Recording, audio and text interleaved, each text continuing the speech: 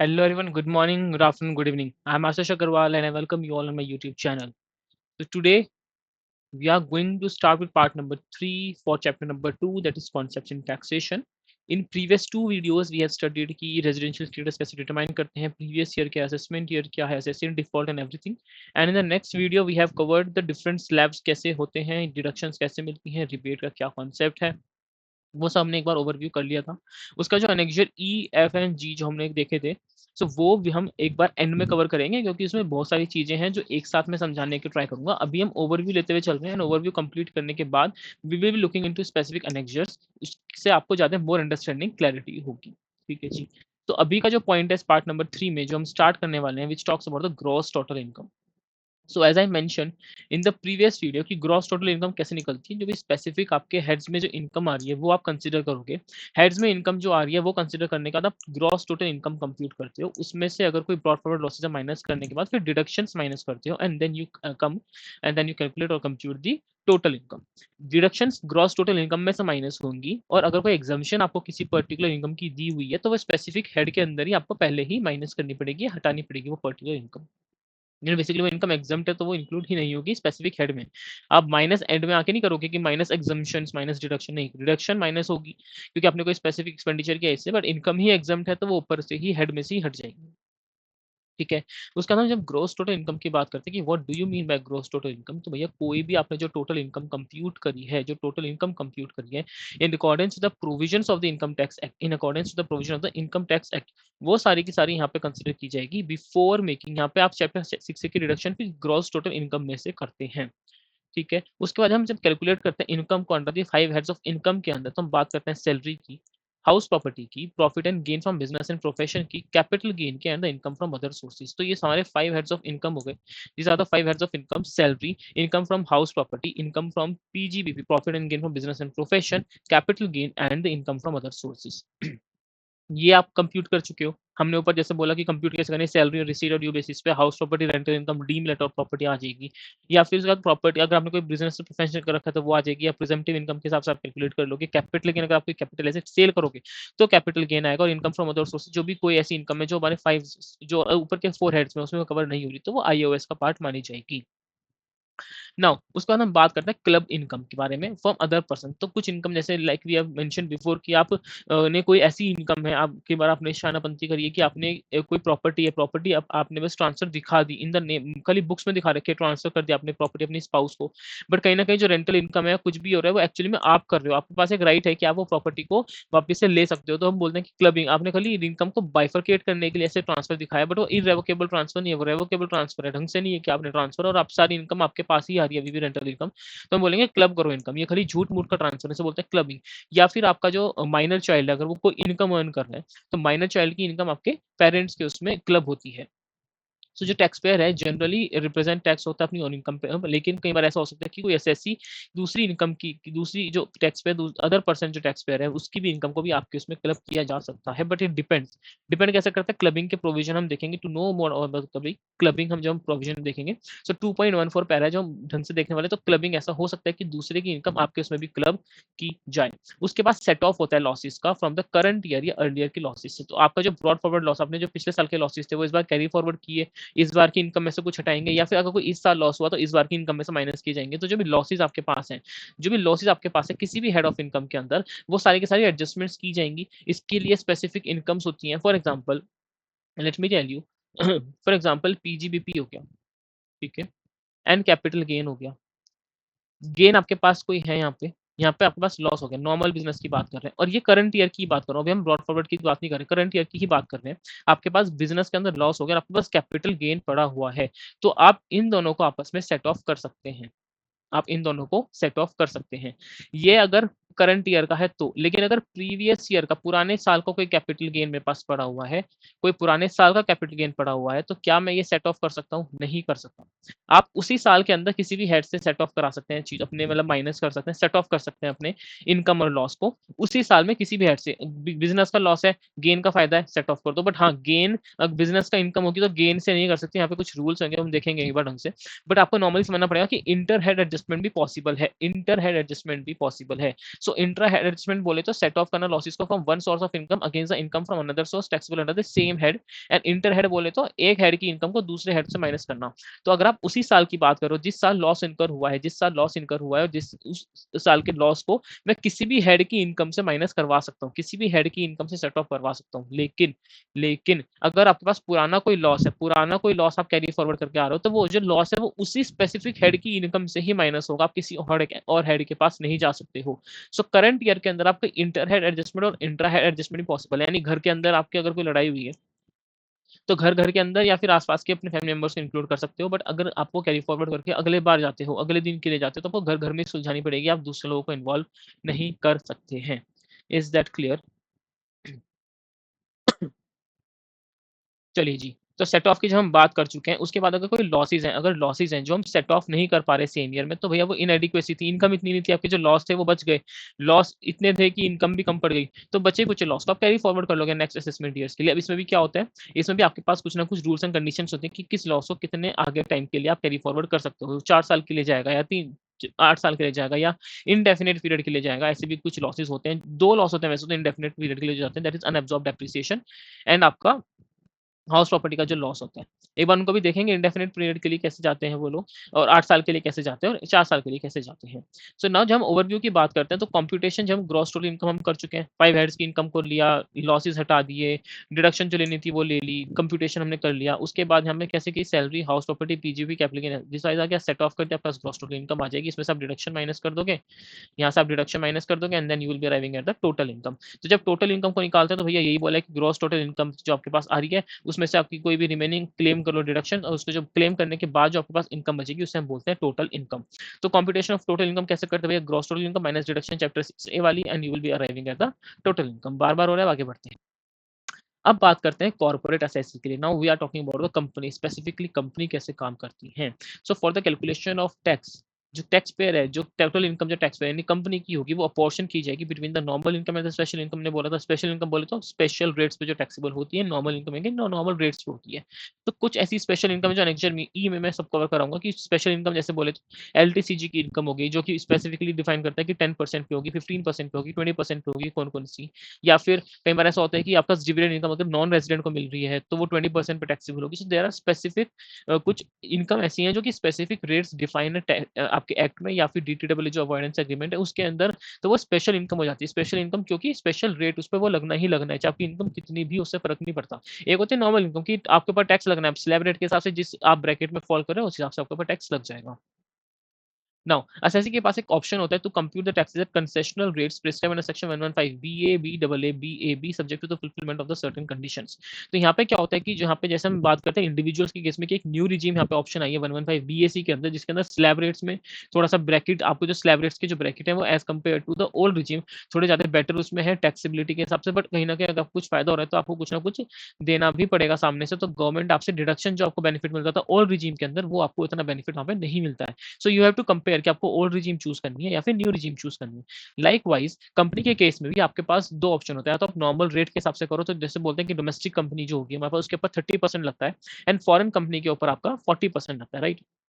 Domestic company 30% के हिसाब से टैक्स पे करती है, एंड फॉरेन कंपनी आपको 40% के हिसाब से टैक्स पे करती है। लेकिन यहाँ पे कंपनीज को एक बोला गया है कि आप यहाँ पे कंसेशनल रेट्स का भी बेनिफिट उठा सकते हैं अगर आप चूज करते हैं 115 बी ए को, बी डबल ए को, एंड बी ए बी को, जो कहीं ना कहीं ये बोलता है कि आपके पास 25% के हिसाब से टैक्स लग जाएगा और 15% के हिसाब से टैक्स लग जाएगा। So there are certain criteria है जो आपको फुलफिल करने पड़ते हैं कि आपकी कंपनी इस पर्टिकुलर मैन्युफैक्चरिंग में होनी चाहिए, इस पर्टिकुलर डेट से इस पर्टिकुलर डेट के बीच में एक ब्रैकेट दे रखा है जिसके अंदर आपकी कंपनी इनकॉर्पोरेट होनी चाहिए आपकी।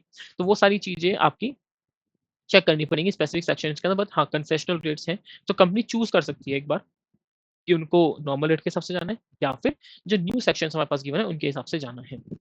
लेकिन यहाँ पे एक इन्होंने एक इंपॉर्टेंट बोल दिया कि कंपनी को minimum not the tax payable, if the tax payable is less than 15% of the book profit then it is liable to pay as per the minimum alternative tax rate at the rate of 15% of the book profit।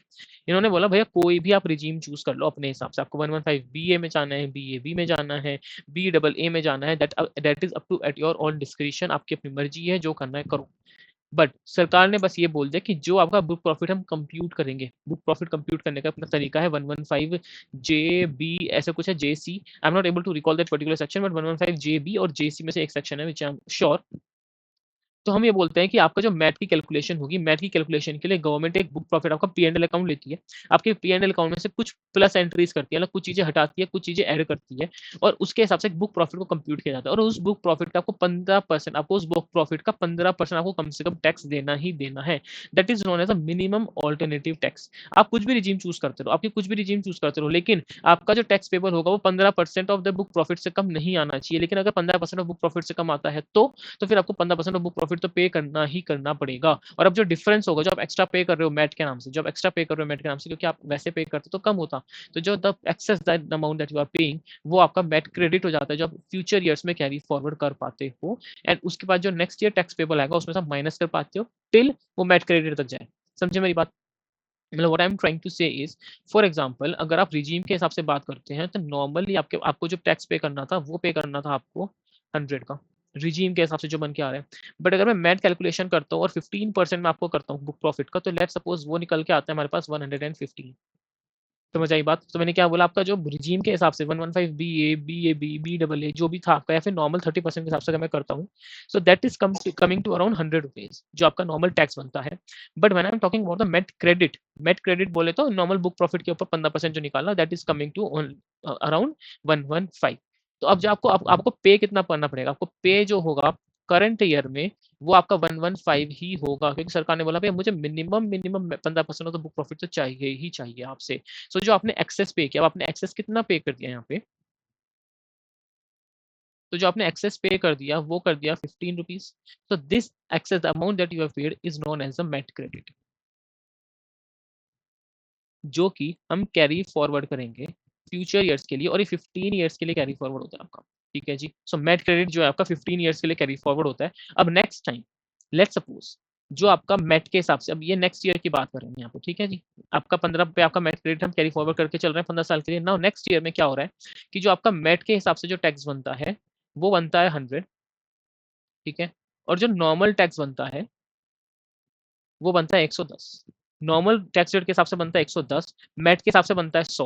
तो आप 100 rupees तो पे करोगे, but इसमें से आप mat credit utilise कर सकते हो, आपको मैट क्रेडिट यूटिलाइज कर सकते हो। लेकिन मैं 15 का 15 यूटिलाइज नहीं कर सकता, क्योंकि मुझे 100 तो कम से कम पे करना ही है ना, फिर भी मैट मुझे मिनिमम पे करना ही करना पड़ेगा। तो मैं यहाँ से क्या करूंगा, यहाँ से मैं 10 रुपीज माइनस करूंगा और मैं वापस आ जाऊंगा 100 पे, और मैं 100 पे करके छुट्टी। That's all.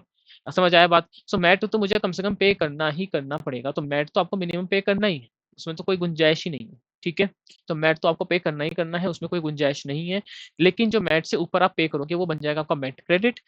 सॉरी, मैट से ऊपर नहीं, नॉर्मल टैक्स रेट आपको कम आ रहा था, मैट यहाँ पे आ रहा था। जो आपने जो डिफरेंस पे किया, ये जो डिफरेंस पे किया ये आपको पे करना पड़ेगा, क्योंकि आपको मैट इतना तो पे करना ही करना है। अब ये जो डिफरेंस आ रहा था ये बन जाएगा आपका मैट क्रेडिट, जो कि 15 साल के लिए कैरी फॉरवर्ड किया जाएगा। और अगले साल let suppose by chance MAT है यहाँ पे, आपका नॉर्मल बनता है यहाँ पे, तो जो बीच का डिफरेंस है जो मैं इसको मैं यूटिलाइज कर लूंगा, मैट क्रेडिट से माइनस कर दूंगा। लेकिन मुझे मैट तक ही माइनस कर पाऊंगा, क्योंकि मैट से नीचे मैं नहीं जा सकता, अगर जाऊंगा भी तो मुझे क्या है, मैट तो इतना पे करना ही करना पड़ेगा।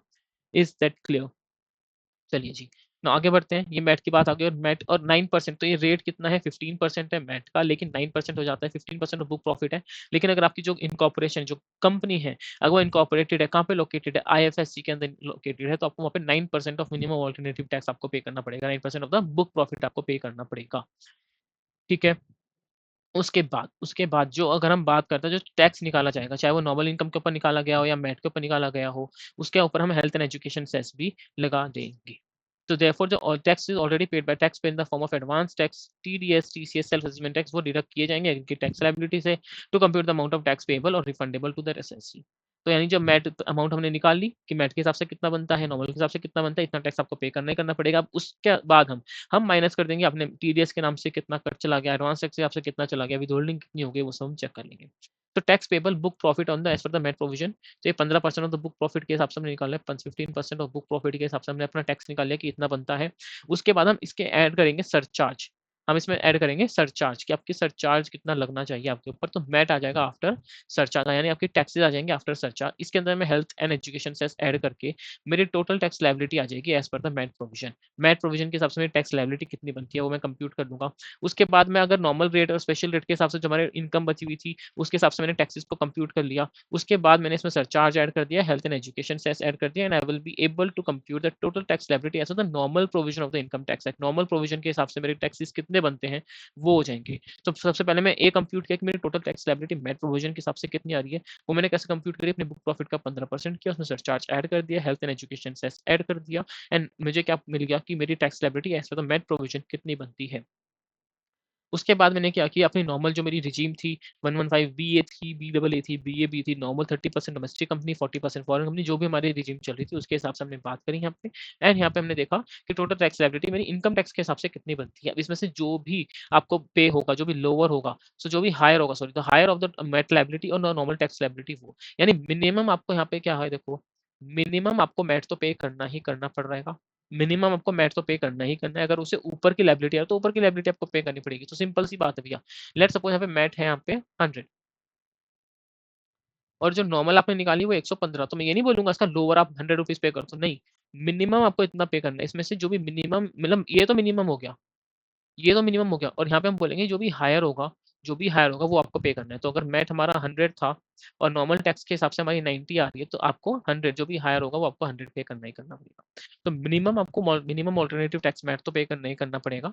और अगर हम कंपेयर करेंगे तो higher of the minimum alternative tax and normal tax slab जो आपने कंप्यूट किया, उसमें जो भी हायर अमाउंट है वो आपको पे करनी पड़ेगी। लेकिन इसके अंदर अगर लेट्स सपोज पिछले साल का कोई मेट क्रेडिट है, तो क्या और मैं माइनस कर सकता हूँ? कर सकता हूँ। कब माइनस कर सकता हूँ? अगर अगर मेरी नॉर्मल टैक्स लायबिलिटी मैट से ज्यादा आ रही है।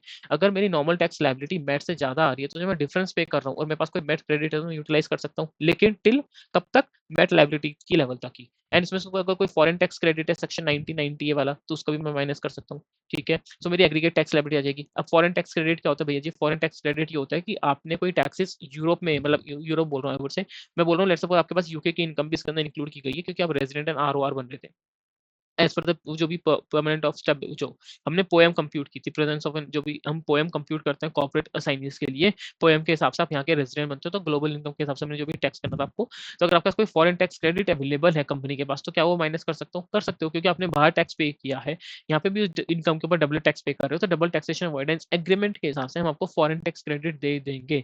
उसकी भी कंप्यूटेशन होती है, उसको हम बाद में सीखेंगे सेक्शन 90 के हिसाब से, बट क्रेडिट आपको मिल रहा है। सिंपल से आपको टैक्सेस बाहर पे कर दिए, वो टैक्सेस का हम क्रेडिट दे देते हैं आपको। उसके बाद आपने कोई टीडीएस टीसीएस की लायबिलिटी अगर आपकी आ रही है, advance tax, self assessment tax जो आपने पे किया, सब माइनस करने के बाद आपके पास नेट टैक्स लायबिलिटी आ जाएगी। क्या आ जाएगी? नेट टैक्स लायबिलिटी आ जाएगी। उसके बाद अगर आपने कोई डिले किया है, एडवांस टैक्स ढंग से टाइम डिपॉजिट नहीं किया, या फिर एडवांस टैक्स जो अब बचा हुआ अमाउंट है, जब तक आप रिटर्न फाइल कर रहे हो उसके बीच में जो मंथ्स है उस तक अब तब तक आपने बिल पे नहीं किया, आप रुके हुए हो, और अगर आपने रिटर्न भी टाइम से फाइल नहीं करी, फिर और डिले कर रहे हो, तो सेक्शन 234 ए बी सी। तो सी क्या होता है कि आपने एडवांस टैक्स की इंस्टॉलमेंट ढंग से पे नहीं करी, 234 सी उसके लिए होता है। और फिर 1 of the assessment year, 1 of assessment year से जब तक आप रिटर्न फाइल नहीं करते, तो वो जो बीच का जो गैप होता है उसमें भी अगर कोई एडवांस टैक्स बचा हुआ है, आपकी कोई टैक्स लायबिलिटी अभी बची हुई है जो अपने एडवांस के हिसाब से जमा नहीं कराई है, तो उसके ऊपर लगता है till the date of return filing. और 234 ए जो होता है वो लगता है कि अगर आपने ड्यू डेट के बाद आपने रिटर्न फाइल करी है और अभी भी कोई लायबिलिटी आपके ऊपर बच रही है, वो आपने डिपॉजिट नहीं करा के रखी हुई, तो 234 ए का इंटरेस्ट भी लगेगा। उसके बाद अगर आपने रिटर्न लेट फाइल किया तो 234 एफ के अंदर 5000 या 1000 की पेनल्टी लगती है, फीस लगती है, basically fees for late filing की, वो यहाँ पे लग जाएगी। And this is the total tax payable जो बनने वाला है।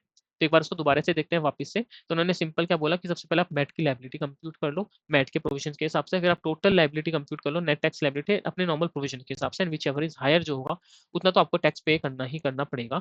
लेकिन हाँ, उसमें से कोई आपके पास मेट क्रेडिट बचा हुआ है, कोई एफटीसी फॉरेन टैक्स क्रेडिट बचा हुआ है, तो माइनस कर दो, नेट टैक्स लायबिलिटी आ जाएगी। उसके अंदर से अगर आपके टैक्सेस ऑलरेडी डिडक्ट हो चुके हैं, टीडीएस आप जमा करा, टीडीएस ऑलरेडी डिडक्ट हो चुका है, एडवांस टैक्स आप पे करा चुके हो, सेल्फ असेसमेंट टैक्स माइनस कर चुके हो, टीसीएस आपको कोई कलेक्ट हो चुका है, तो वो सारे के सारे आप माइनस कर दो जो आपके ऑलरेडी प्रीपेड टैक्सेस हैं। उसके बाद जो नेट टैक्स लायबिलिटी बचेगी उसको आपको पे करना पड़ेगा। लेकिन अगर आपने डिले किया है कुछ भी पे करने में, एडवांस टैक्स की इंस्टॉलमेंट्स में देरी की है, या फिर आपके पास अभी भी कोई ऐसा पेमेंट है, एडवांस टैक्स आपने पे तो किया है बट पे करना चाहिए था 1.5 लाख रुपए, आपने पे किया 50,000 रुपए, तो जो बाकी बचा हुआ 1 लाख है उसमें तो आपको पे करना पड़ेगा ना इंटरेस्ट। तो इंटरेस्ट आपको 234 ए बी सी का लगेगा, वो यहाँ पे कंप्यूट हो जाएगा। और अगर आपने रिटर्न भी लेट फाइल किया तो आपको 234 एफ की फीस लगती है। तो आपके पास क्या निकल गया? टोटल टैक्स पेबल या रिफंडेबल। आगे, अब उसके बाद हम बात करते हैं कि जो मैट के प्रोविजन है ये कब कब एप्लीकेबल नहीं होंगे, किस किस के ऊपर मैट का प्रोविजन अप्लाई नहीं होता है।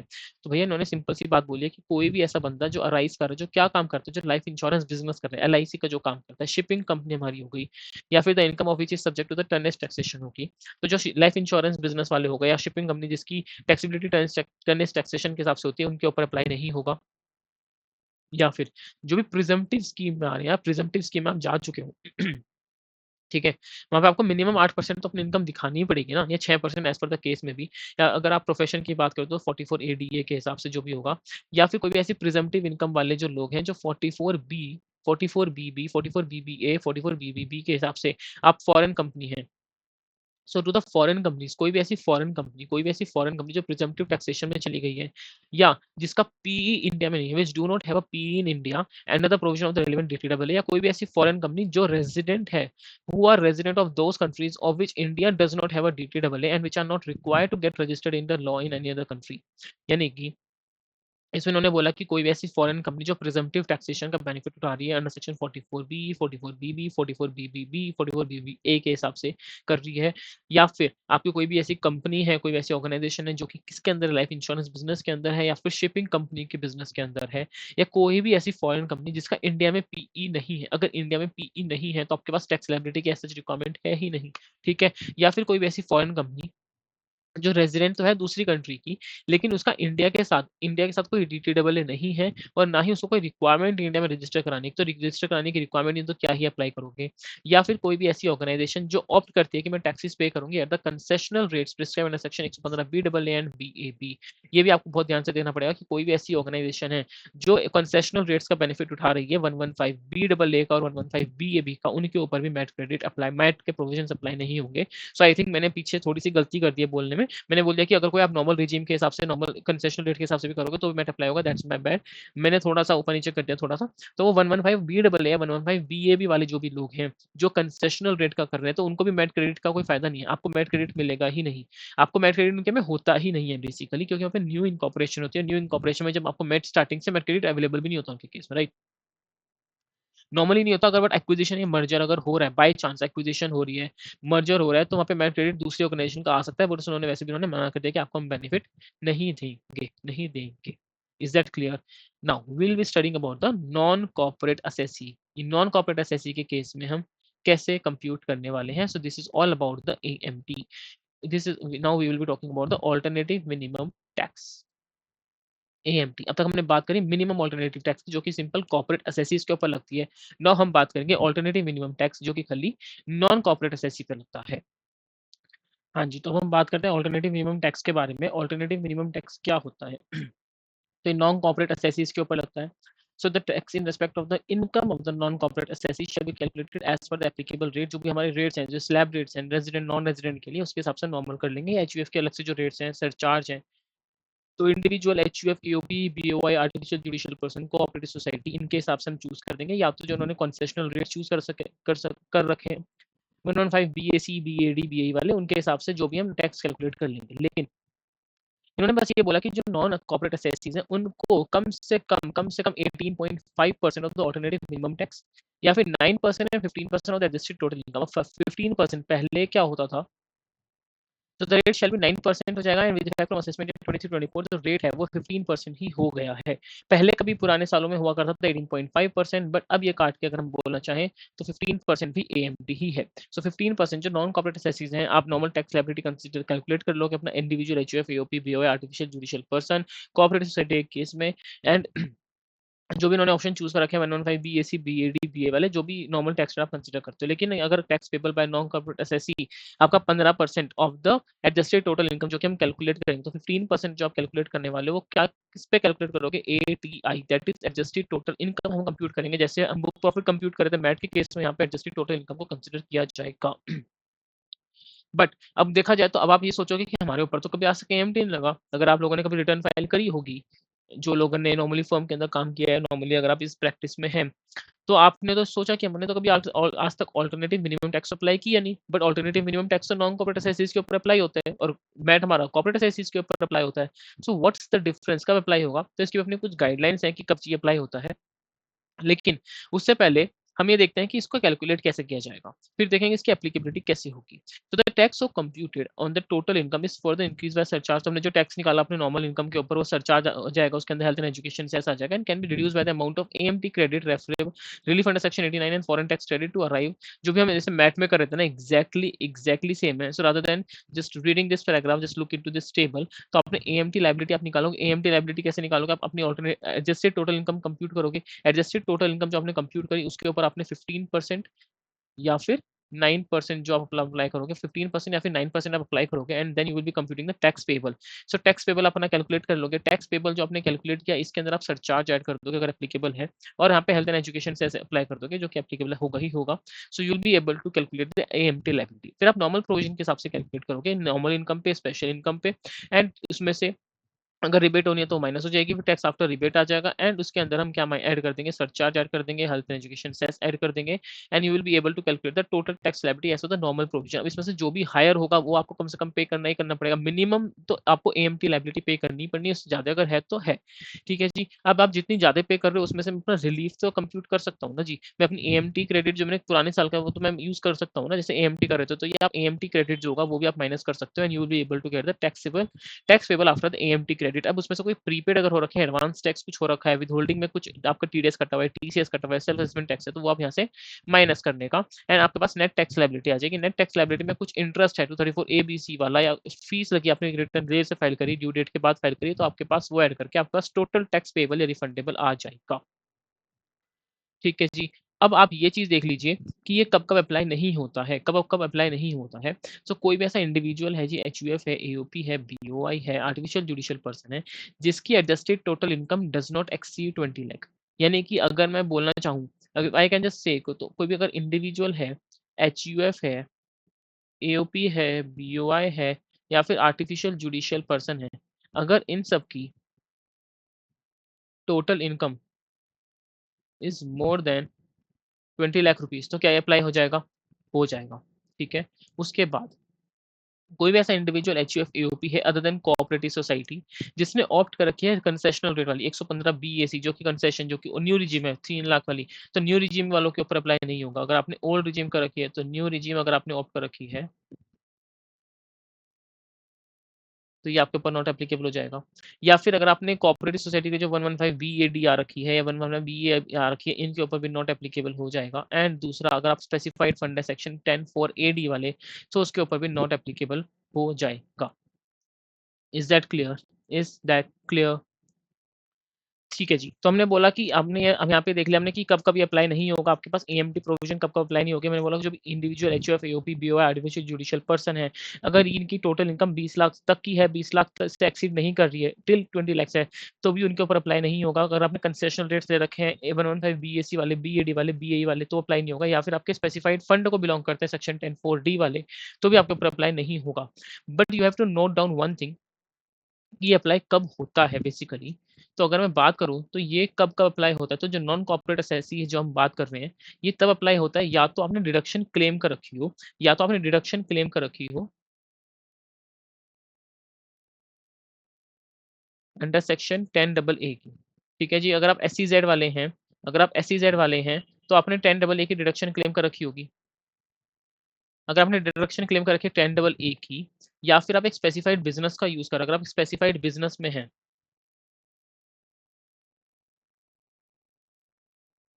14 बिजनेसेस होते हैं सेक्शन 35 AD वाले, हमारे पास 13 या 14 बिजनेसेस होते हैं। अगर आप उनमें से किसी में आप काम कर रहे हैं तो उनके ऊपर अप्लाई होगा।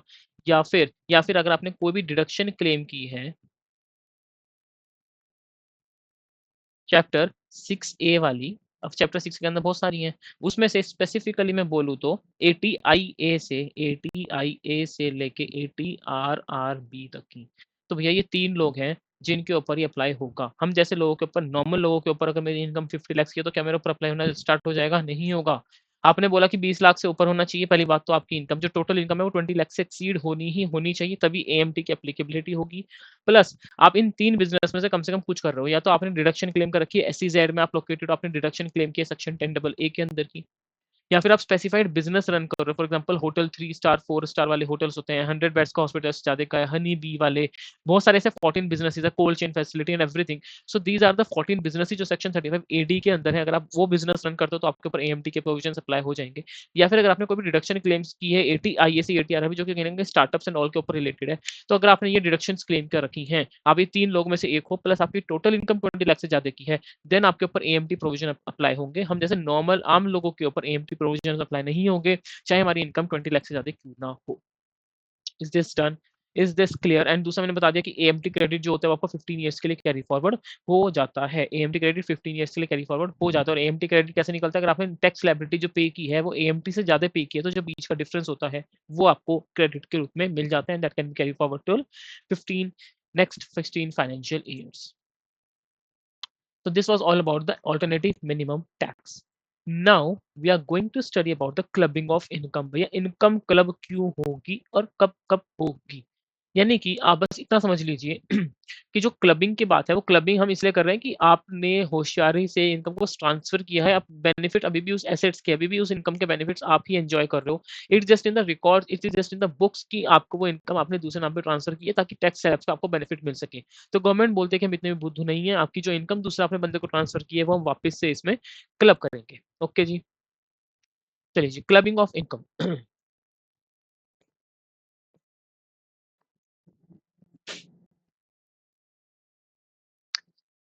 तो क्लबिंग ऑफ इनकम क्या बोलता है?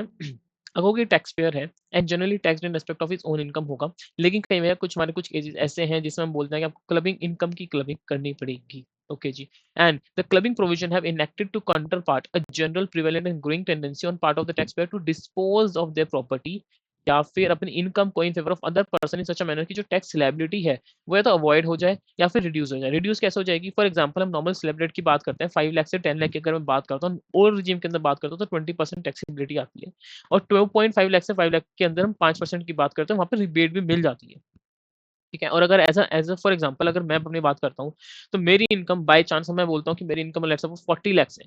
तो 40 लाख के अंदर जो मेरी इनकम 40 लाख की जा रही है तो वहाँ पे जो स्लैब रेट का आएगा वो 30% का ब्रैकेट लगा है।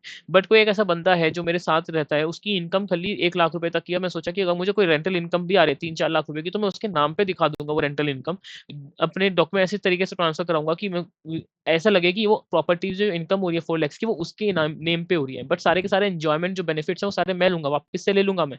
बट क्योंकि मेरे पास लायबिलिटी, अगर मैं 4 लाख रुपीज लेता तो मेरे पास 30% टैक्स लगता है, that is 1.2 lakh rupees. And उससे अवॉइड करने के लिए, उससे बचाने के लिए, जो बंदे की इनकम 1 लाख रुपए की है मैं 4 लाख की इनकम और ट्रांसफर कर रहा हूँ ताकि वो 5 लाख की इनकम के ब्रैकेट में अपना रिबेट का बेनिफिट ले सके, वहाँ पे कोई टैक्स पे हो ना।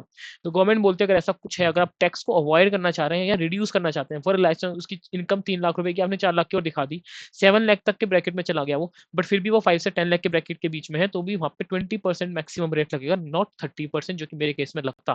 तभी मैं 10% ऑफ टैक्स अपना अवॉइड या फिर रिड्यूस कर पा रहा हूँ।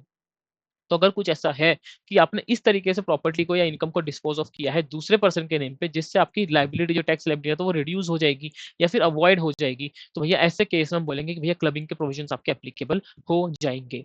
So now the income will be first computed in the hands of the recipient under the relevant head under the after allowing all the exemption deduction permissible under head of that income.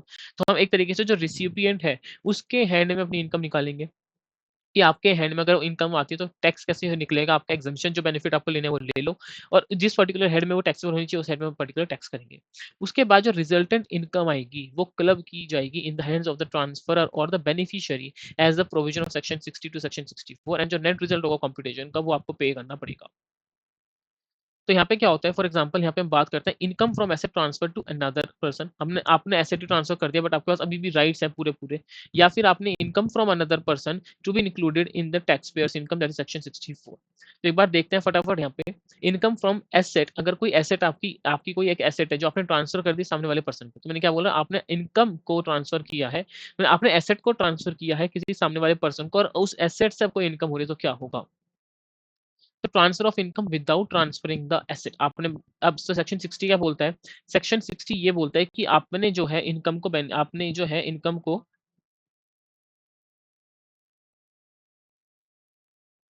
हाँ जी। तो हम यहाँ पे क्या बोल रहे हैं कि आपने इनकम को ट्रांसफर कर दिया है, आपने इनकम को ट्रांसफर किए बिना एसेट को ट्रांसफर किए, ऐसे कैसे पॉसिबल है? तो अगर इसमें सिंपल बोलते हैं कोई ऐसा पर्सन है जो ट्रांसफर कर रहा है इनकम को, जो इनकम को ट्रांसफर कर रहा है from any asset without transferring the asset, तो सच इनकम आपकी टोटल इनकम में ही इंक्लूड होगी। आपने एसेट को ट्रांसफर नहीं किया, इनकम ट्रांसफर कर रहे हो, ये क्या बात हुई भाई? आप एसेट भी ट्रांसफर करो, फिर सब कुछ आप कंप्लीट करो ना। आप फुल वैल्यू ऑफ कंसिडरेशन जो भी आपके आनी चाहिए फेयर वैल्यू के हिसाब से आप एसेट को ट्रांसफर करो, वो सामने वाले बंदे की एसेट बनेगी और वहां से कोई इनकम होगी तो उसकी इनकम है। आपने एसेट को ट्रांसफर नहीं किया, आपने इनकम ट्रांसफर करके दिखा दी कि भैया वो उसकी इनकम है। This is not possible. So इस सिचुएशन में ये मटेरियल नहीं है कि the agreement to transfer the income is revocable और irrevocable and whether it has been made before और after the commencement of this act. तो भैया जी इन्होंने ये बोला है कि अगर आपने एसेट तो ट्रांसफर नहीं किया, दिस इज एवरीथिंग, मतलब एसेट तो ट्रांसफर हो ही नहीं रहा, वो रेवोकेबल है इररेवोकेबल है वो आप भूल जाओ, एसेट ट्रांसफर हो ही नहीं रहा है।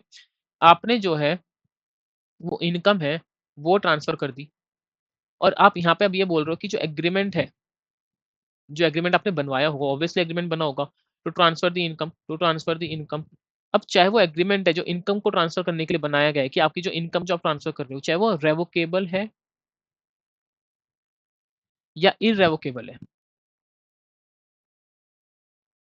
It doesn't matter. For example कल के दिन मैं ये बोलता हूँ कि जो हाउस प्रॉपर्टी है मेरी वो मैंने आपको नहीं बेची, ठीक है। अब वहां से कोई रेंटल इनकम होती है, मैंने उसका एग्रीमेंट बना दिया कि जो रेंटल इनकम है वो मैं ट्रांसफर कर रहा हूँ, मैं उस रेंटल इनकम में अपने राइट्स को एक्सटिंग्विश कर रहा हूँ, मैं अपने रेलिंक्विश कर रहा हूँ अपने राइट्स को, और ये वाली इनकम ना कल से आपकी है, बोल दिया मैंने, एग्रीमेंट बनवा दिया, और ये जो पैसे मैं आपको दे रहा हूँ ना रेंटल इनकम के, मैं कभी वापस भी नहीं लूंगा, मेरी इनकम नहीं है ये, इसकी इनकम है, मैं इससे कभी पैसे वापस नहीं लूंगा, एग्रीमेंट बनवा दिया छोड़ दिया मैंने। तो गवर्नमेंट बोलती पागल समझाए कि आपने एसेट तो ट्रांसफर नहीं किया, एसेट अभी भी मेरे नाम पे है, प्रॉपर्टी मेरे नाम पे है, घर मेरे नाम पे है, बट मैं इनकम को ट्रांसफर करने का एग्रीमेंट बनवा के बैठ गया हूँ, और उसमें लिखवा दिया है कि जो इनकम ट्रांसफर हो रही है वो इररेवोकेबल नेचर की है। तो गवर्नमेंट बोलती है रेवोकेबल भी होगा इररेवोकेबल भी होगा, एग्रीमेंट में लिखा हुआ कोई फर्क नहीं पड़ता है। आपने एग्रीमेंट में कुछ भी लिखवाया हो इनकम ट्रांसफर होने के लिए, आपका एसेट तो ट्रांसफर नहीं हुआ है, तो भैया हम मानेंगे कि वो इनकम अभी भी आपकी है, क्लबिंग आपके ही नाम पे होगी, क्लबिंग आपके ही नाम पे होगी। Is it clear? तो यहाँ पे लिखा है 10 even if an agreement to transfer the income was entered on 1962 value, कभी भी हुआ हो कुछ भी हुआ हो तो भैया क्लोबिंग प्रोविजन आपके लगेंगे ही लगेंगे, उससे फर्क नहीं पड़ता कि कब आपने एग्रीमेंट बनवा के छोड़ा हुआ है, कितनी ही पुरानी एग्रीमेंट हो, कितना ही पुराना एग्रीमेंट हो, इस एक्ट के आने से पहले का पुराना एग्रीमेंट हो, कोई फर्क नहीं पड़ता, क्लबिंग अभी भी आपके नाम पे ही होगी, क्योंकि आपने एसेट को ट्रांसफर नहीं किया है, इनकम को ट्रांसफर कर रहे हो। अब वो रेवोकेबल नेचर का है, रेवोकेबल या इरेवोकेबल नेचर से कोई फर्क नहीं पड़ता है। So, for example, a security holder confers on his nephew the right to receive the interest on security held by him, लेकिन जो इंटरेस्ट है वो इंक्लूड किया जाएगा आपकी ही टोटल इनकम में, आपकी नेफ्यू की इनकम में इंक्लूड नहीं होगा। तो section 60 has no application where asset producing income are transferred along the income. तो लेकिन सेक्शन 60 में हम खाली उन केसेस की बात कर रहे हैं जिसमें एसेट को ट्रांसफर नहीं किया गया, अगर एसेट को ट्रांसफर किया गया होगा तो हम दूसरे सेक्शंस की बात करेंगे, but in this particular section that is section number 60 हम इतना बोलते हैं कि अगर आपका एसेट ट्रांसफर नहीं हुआ है, खाली इनकम ट्रांसफर हो रही है, तो क्या होगा? अगर आपकी खाली इनकम ट्रांसफर हो रही है तो वो चाहे रेवोकेबल नेचर की हो, चाहे वो इरेवोकेबल नेचर की हो, चाहे वो एक्ट के आने से पहले एग्रीमेंट बना हुआ, कोई फर्क नहीं पड़ता, क्लबिंग आपके ही नाम पे होगी और आपकी ही इनकम में ऐड की जाएगी। डन। एक बार ये एग्जांपल इसको गो थ्रू कर लेना आराम से।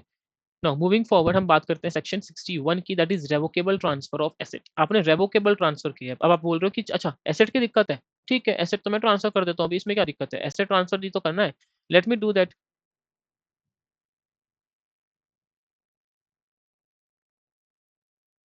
समझ आई बात? तो हम क्या बोल रहे हैं यहाँ पे, हमने बस ये बोला कि आप क्या कर रहे हो, आपने बोला कि अच्छा एसेट की दिक्कत है, अरे एसेट को तो मैं भी ट्रांसफर करा देता हूँ, अब क्या है, बट आपने दिमाग खेला कि मेरे को एसेट को तो ट्रांसफर करना नहीं था, लेकिन तो आपने क्या किया, रेवोकेबल ट्रांसफर किया है, रेवोकेबल ट्रांसफर किया है एसेट का, दैट इज सेक्शन नंबर 61।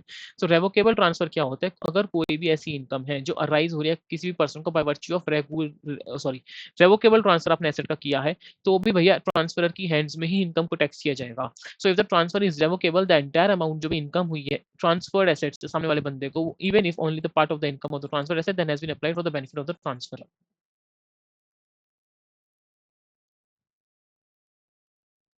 तो यहाँ पे क्या हो रहा है, जो एसेट है वो आपने ट्रांसफर तो किया है बट वो रेवोकेबल नेचर का है।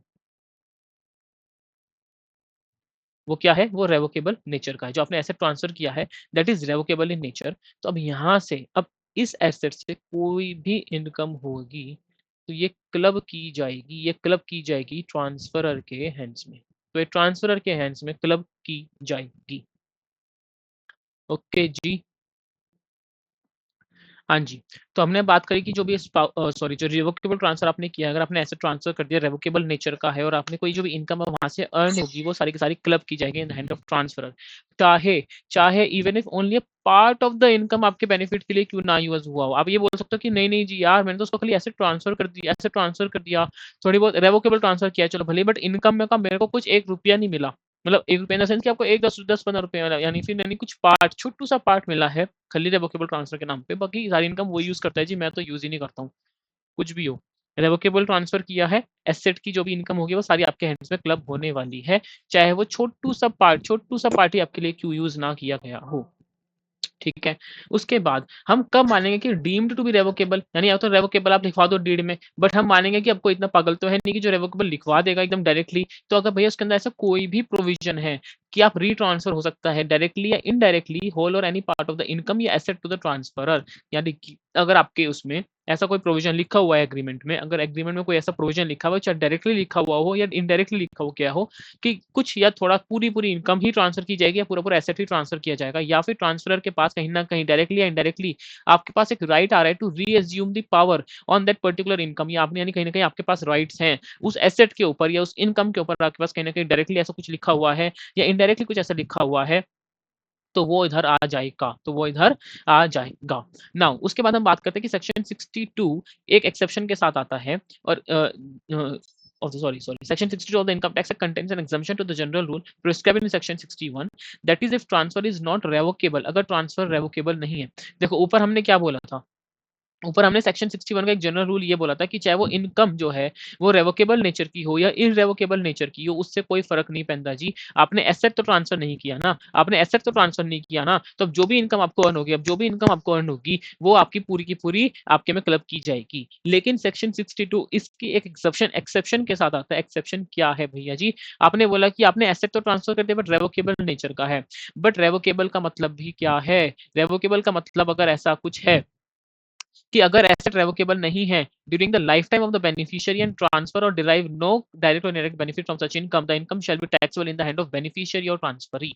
यानी कि एक इसके एक्सेप्शन ये है कि वो जो ट्रांसफर है, माना मैंने कि वो इरेवोकेबल नेचर का नहीं है, वो रेवोकेबल नेचर का ट्रांसफर है, लेकिन वो रेवोकेबल ट्रांसफर कब माना जाएगा? आपने बोला कि जो बेनिफिशियरी जिसको मैंने ट्रांसफर किया जब तक वो जीवित है तब तक वो प्रॉपर्टी मेरे पास ट्रांसफर नहीं की जाएगी, तब तक वो प्रॉपर्टी मेरे पास ट्रांसफर नहीं की जाएगी या कोई भी इनकम डायरेक्टली इनडायरेक्टली मेरे पास नहीं आएगी, वो उसी की इनकम रहेगी। क्या बोला? वंस मोर मैंने बोला कि वो रेवोकेबल ट्रांसफर तो है बट इरेवोकेबल बन रहा है जब तक जिस बंदे को मैंने ट्रांसफर किया है, जो बेनिफिशियरी है उस एसेट का, उसके पास वो एसेट तब तक रहेगा जब तक वो जीवित है, और कोई भी इनकम का पार्ट जो वहां से अर्न किया जा रहा है इस पर्टिकुलर एसेट से, वो मेरे पास डायरेक्टली एंड डायरेक्टली नहीं आएगा जब तक वो जीवित है। हाँ, उसके बाद एसेट ट्रांसफर मेरे पास हो जाएगी।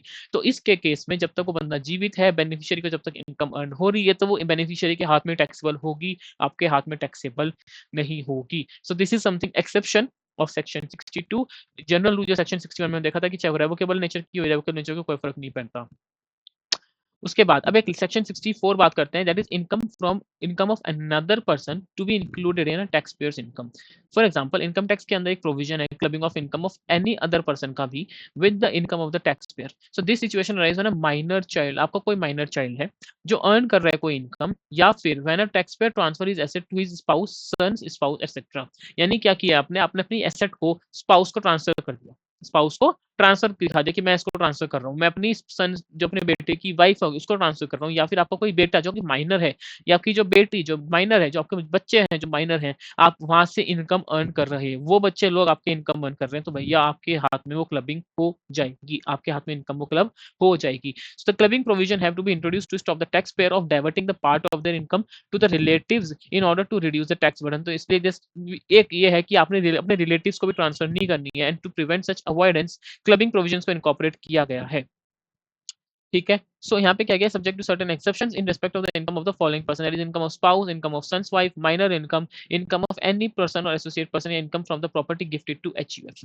तो ये हमारी एक्सेप्शंस है यहाँ पे, और बस इतना बोलना गया है कि कोई भी अनदर पर्सन को आपने कोई इनकम ट्रांसफर करी है, माइनर चाइल्ड आपकी कोई इनकम अर्न कर रहा है, आपकी माइनर चाइल्ड आपकी कोई इनकम अर्न कर रहा है, या फिर आपकी कोई ऐसी इनकम है जो टैक्स पेयर आपने आपने एसेट्स अपने स्पाउस को ट्रांसफर कर दिया है, या अपने सन्स की वाइफ को ट्रांसफर कर दिया और वहां से कोई इनकम हो रही है, तो वो आपके हाथ में ही टैक्सेबल की जाएगी।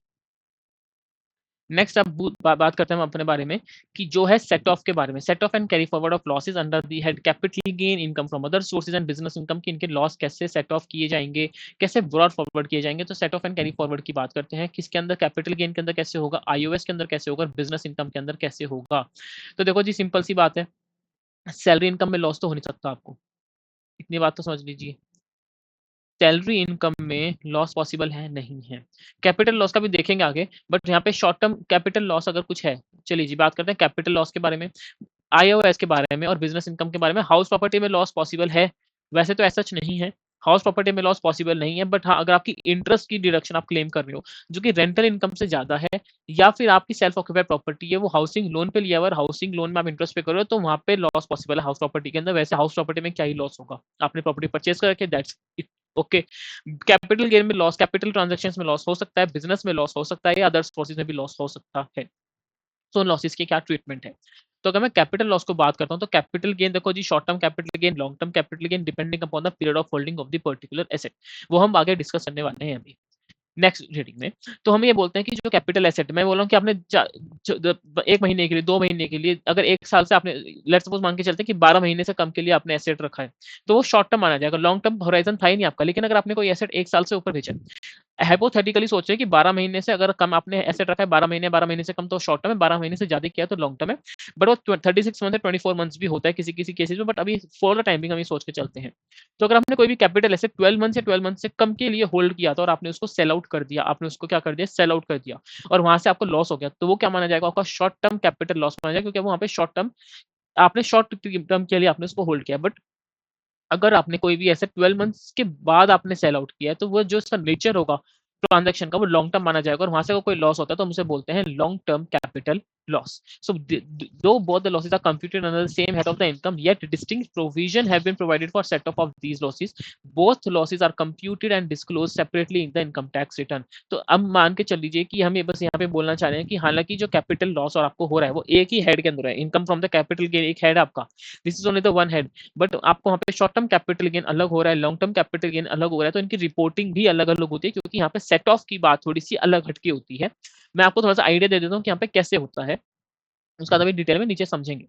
तो लॉन्ग टर्म जो कैपिटल गेन है वो मान के चलो एक बड़ा भाई है, और जो शॉर्ट टर्म कैपिटल गेन है वो छोटा है, इसको हम बोलते हैं बड़ा, बड़े, छोटे। ठीक है, बड़े और छोटे, एलटीसीजी इज द बड़े भाई एंड छोटे जो एसटीसीजी वो अपना छोटा भाई है। ओके, ये बात भी क्लियर हो गई। अब कभी आपने ऐसा देखा है कि बड़े भाई के कपड़े छोटे बच्चा ही छोटा भाई यूज करता है, छोटे भाई के कपड़े बड़ा भाई यूज करता है? कभी नहीं होता। बड़े भाई के नए नए कपड़े आते हैं, छोटा भाई अपना यूज कर रहा होता है उन्हीं कपड़ों को। तो भैया एक चीज समझ लीजिए कि बड़े भाई का फायदा एसटी इसको मिलता है, इसका फायदा क्या इसको हो सकता है, इसका फायदा क्या उसको मिल सकता है? नहीं होगा।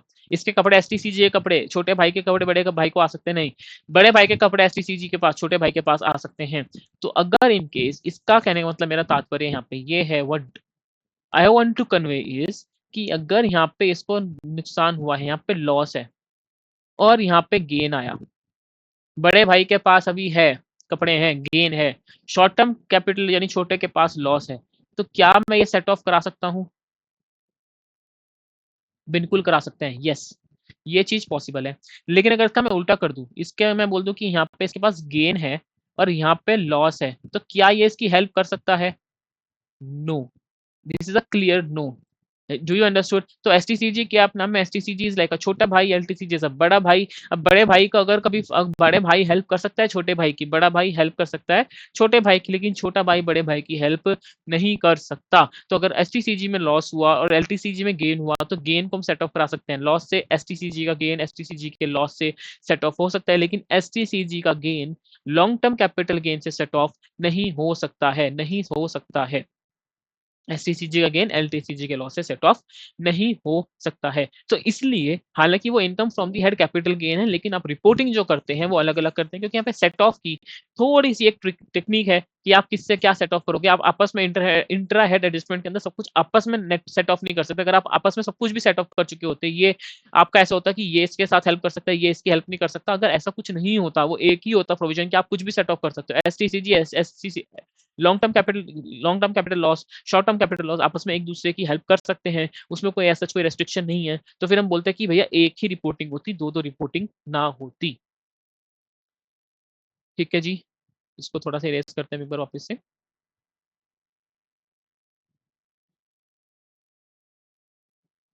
उसके बाद अब आगे बढ़ते हैं, जब हम बात करते हैं यहाँ पे इंट्रा हेड एडजस्टमेंट की। तो इंट्रा हेड एडजस्टमेंट क्या होती है? What do you mean by the intra head adjustment? So intra head adjustment होती है कि जो जनरल रूल है आपका, कि यहाँ पे सेवरल सोर्स ऑफ इनकम होती हैं जो कि fall under the different head of the income. आपका हाउस प्रॉपर्टी की इनकम है, सैलरी को तो छोड़ देते हैं, बिजनेस की इनकम है, कैपिटल गेन, अदर सोर्सेज की इनकम है।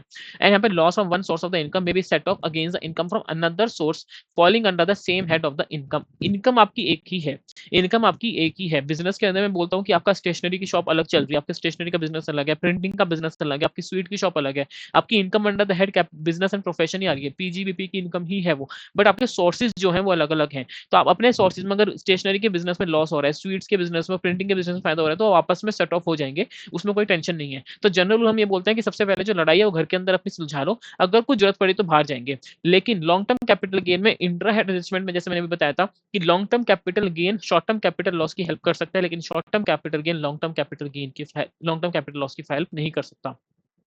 इसलिए बोलते हैं कि सेम हेड तो है, लेकिन short term capital loss can be set off against any capital gain से हो सकता है, लेकिन वेदर शॉर्ट टर्म या लॉन्ग टर्म। तो यानी कि अगर हम बोलना चाहें तो शॉर्ट टर्म कैपिटल लॉस है वो शॉर्ट टर्म कैपिटल लॉस के पास तो जा सकता है, छोटा भाई छोटे भाई के पास तो जा सकता है। हालांकि लॉन्ग टर्म कैपिटल गेन के पास भी जा सकते हैं, लॉन्ग टर्म कैपिटल गेन के पास भी जा सकता है, लेकिन जो लॉन्ग टर्म कैपिटल लॉस हुआ वो खाली लॉन्ग टर्म कैपिटल गेन के पास जा सकता है, वो शॉर्ट टर्म कैपिटल गेन के पास नहीं जा सकता है। Is that clear?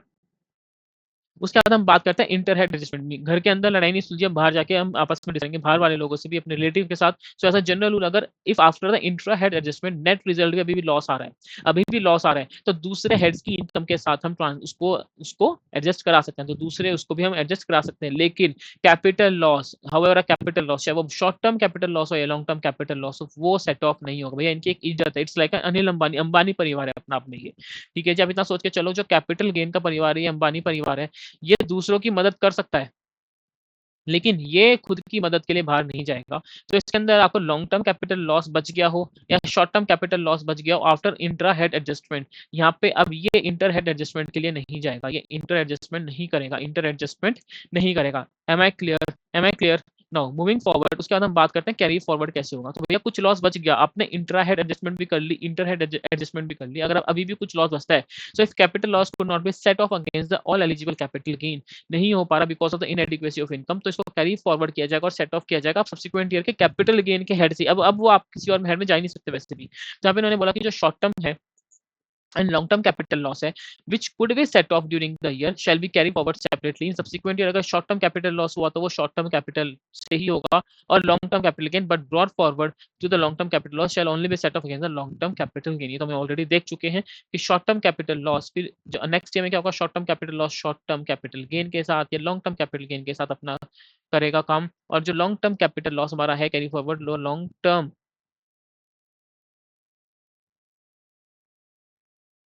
Long term capital gain के साथ ही अपना हेल्प आउट करेगा। नाउ जो लॉसेस हैं वो बेसिकली क्या बोला जाता है कि 8 असेसमेंट ईयर्स के लिए आप उसको कैरी फॉरवर्ड कर सकते हो immediately following the year in which losses are computed. जिस साल आपको लॉस हुआ है उस साल आप सेट ऑफ कर लो, ठीक है। और अगर आपको कुछ कैरी फॉरवर्ड करना पड़ रहा है तो वो 8 साल के लिए कैरी फॉरवर्ड हो सकता है। लेकिन यहाँ पे कैरी फॉरवर्ड की एक इंपॉर्टेंट रिक्वायरमेंट ये है कि लॉस कैरी फॉरवर्ड तभी होगा अगर आपने रिटर्न जो फाइल की है on or before the due date of return filing that is mention under section 139(1), जो कि 31 जुलाई होती है बेसिकली आपके इंडिविजुअल्स के केस में, और कंपनीज या ऑडिट के केस में जो 30 सितंबर 30 ऑफ नवंबर होती है उसको इग्नोर करके अगर हम इंडिविजुअल्स की बात करें तो 31 ऑफ जुलाई की रिटर्न की ड्यू डेट होती है। तो इसमें बोला गया कि आप कैरी फॉरवर्ड लॉस तभी कर सकते हो, कैरी फॉरवर्ड ऑफ लॉसेस तभी कर सकते हो अगर आपने ड्यू डेट के अंदर रिटर्न फाइल कर दी है तो। लेकिन बाय चांस अगर रिटर्न ड्यू डेट के बाद भी फाइल होती है तो असेसी क्या कर सकता है, कॉन्डोनेशन एप्लीकेशन फाइल कर सकता है रिटर्न ऑफ इनकम की भैया डिले इस वजह से हो गया। लेट्स सपोज आपने रिटर्न फाइल कर रहे थे, अपलोड ही नहीं हो रही 31 जुलाई को, और आपने 1 अगस्त को रिटर्न फाइल कर दी, बट आपका लॉस भी अच्छा खासा था, तो क्या कैरी फॉरवर्ड करने को मिलेगा, रिटर्न में तो नहीं मिलेगा, बट आपको उसको अलग से, उसके लिए आपको अलग से कॉन्डोनेशन एप्लीकेशन डालनी पड़ेगी for the delay in filing of the return of income, and that will be as per the description of your judicial assessing officer कि क्या वो उसको अलाउ करता है या नहीं करता है।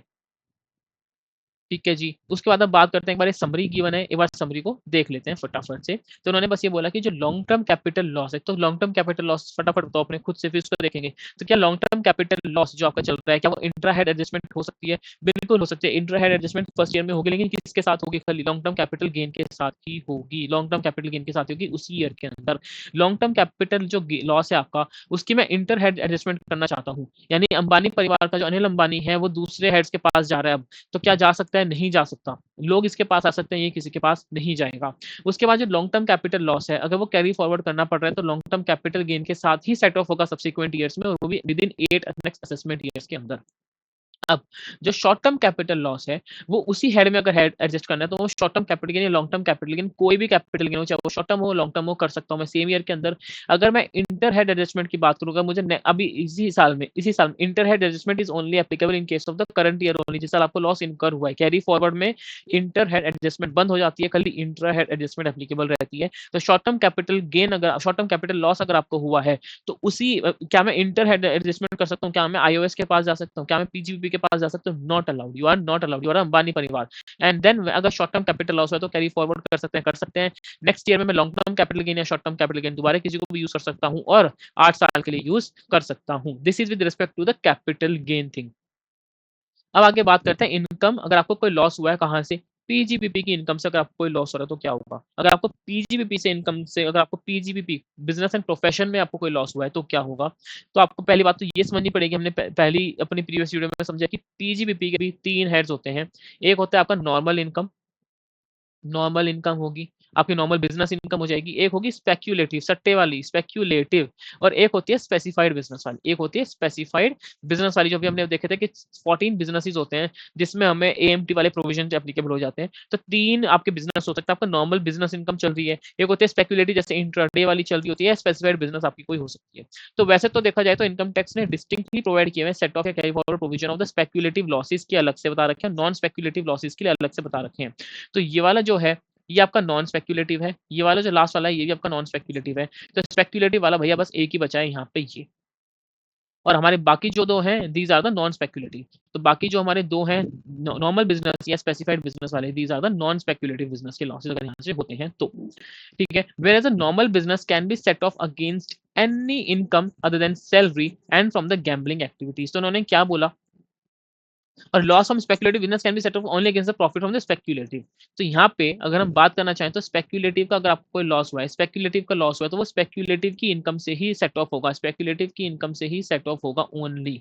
आप इसके बाद और किसी के पास नहीं जाओगे। स्पेक्युलेटिव इनकम से ही सेट ऑफ होगा स्पेक्युलेटिव का लॉस। लेकिन अगर हम बात करते हैं नॉर्मल बिजनेस का, अगर आपको कोई प्रॉफिट लॉस हुआ है, नॉर्मल बिजनेस का लॉस हुआ है, नॉर्मल बिजनेस का लॉस हुआ है, तो वो आपका किसी भी इनकम से सेट ऑफ हो सकता है।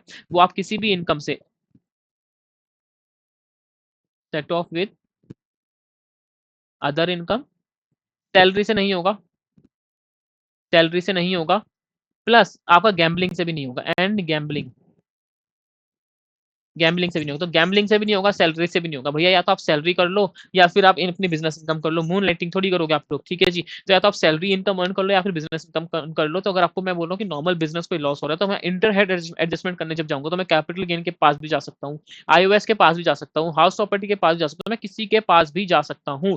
लेकिन मैं 2 लोगों के पास नहीं जाऊंगा। एक तो सैलरी वाले के बंदे के पास नहीं जाऊंगा, मेरे आपस में तकरार है, या तो ये या तो मैं, या तो आज तू रहेगा या मैं रहूंगा, वो वाला कैसे। एंड आप गैम्बलिंग एक्टिविटी के पास भी नहीं जा सकते कि हम सट्टे, हम हैं शरीफ आदमी, हम नॉर्मल बिजनेस के हैं, हम हक के पैसे, मेहनत, खून और पसीने की जो कमाई होती है, उससे हमने अपने आप को कमाया है। और जो गैम्बलिंग वाला है, वो तो सट्टा खेल के, तो हम उसके पास नहीं जाएंगे, उसके पास नहीं जाएंगे। और साथ के साथ मैं किसी और के पास नहीं जाऊंगा, जो हाउ या तो ये रहेगा या मैं रहूंगा, यानी कि सैलरी इनकम के पास आप नहीं जाओगे नॉर्मल बिजनेस के लिए। वरना आप किसी के पास भी जा सकते हो, किसी के पास भी जा सकते हो, अनलिमिटेड आपके पास किसी के पास जा सकते हो, कोई रेस्ट्रिक्शन है। लेकिन स्पेक्युलेटिव को रोक दिया, स्पेक्युलेटिव वाला स्पेक्युलेटिव एक्टिविटी से ही सेट ऑफ करेगा अपने आप को। उसके बाद अगर लॉस आपके सेट ऑफ नहीं हो पा रहा करंट ईयर में, बच गया, इनएडिक्वेसी प्रॉफिट है दूसरे हेड्स में भी, तो भैया सेट ऑफ आपका सब्सिक्वेंट ईयर्स में लेके चले जाओ। लेकिन भैया आप सब्सिक्वेंट प्रॉफिट में आप लेके तो जाओगे, सब्सिक्वेंट ईयर्स में लेके जाओगे, फिर वो खाली आप पीजीबीपी के अंदर ही घूमोगे, फिर आप दूसरे हेड के पास नहीं जा सकते। दूसरे हेड के पास आप खाली करंट ईयर में जा सकते हो, जिस साल आपको लॉस हुआ है, आपको कैरी फॉरवर्ड करने के लिए मिलता है। लेकिन फिर वहां पे इंटर हेड एडजस्टमेंट बंद हो जाती है, आप खाली इंट्रा हेड एडजस्टमेंट ही कर पाते हो।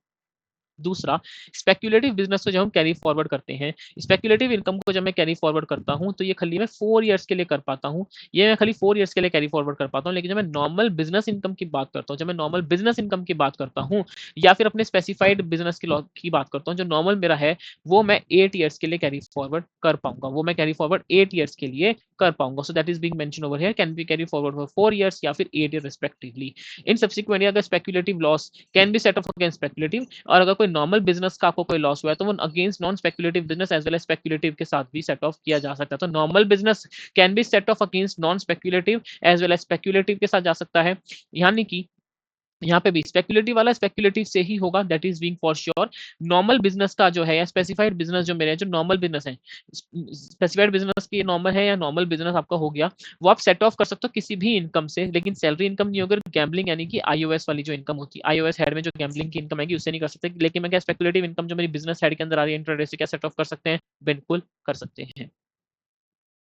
तो भैया देखो, जो नॉन स्पेक्युलेटिव बिजनेस लॉसेस हैं, अगर मैं इंट्रा हेड एडजस्टमेंट की बात करूं, खाली बिजनेस इनकम के अंदर की बात करूं, तो क्या वो किसी से भी हो सकते हैं? बिल्कुल हो सकते हैं भैया, वो चाहे वो स्पेक्युलेटिव हो चाहे वो नॉन स्पेक्युलेटिव हो। आप घर के अंदर कुछ भी करो, कोई फर्क नहीं पड़ता है जी। बिजनेस के अंदर कोई दिक्कत नहीं है, कैपिटल वाले में थी, कैपिटल गेन में थी, long term capital loss short term capital gain के पास नहीं जाएगा, लेकिन यहाँ पे ऐसा कुछ नहीं है।